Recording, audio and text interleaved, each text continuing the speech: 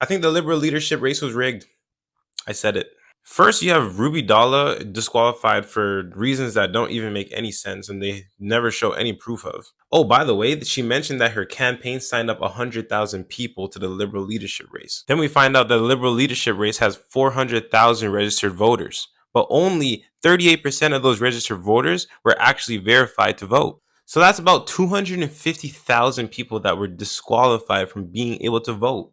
Why? The party doesn't seem to want to explain it. It's almost like everything happened so Mark Carney could win. I mean, even if you look at the criteria that qualifies you to vote, it doesn't make sense that so many people were disqualified. The individual has to be a Canadian citizen, permanent resident, or a status under the Indian Act.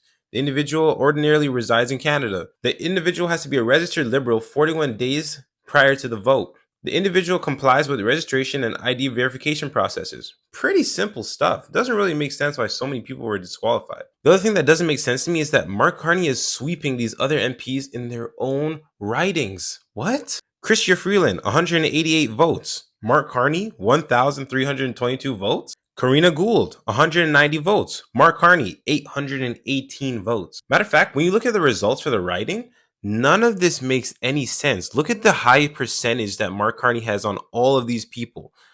Look at this. 87%, 89%, 82%, 88%, 93%, 91%, 86%, 91%. I mean, he blew every single person out of the water. The lowest percentage I see in any of the writings is like 73%. The highest I'm seeing is like 93%. Like, this is insane. This guy came out of nowhere. This all goes to show that the liberal media machine is undefeatable. These people have the ability to just advertise and just crown anyone as king that they so please.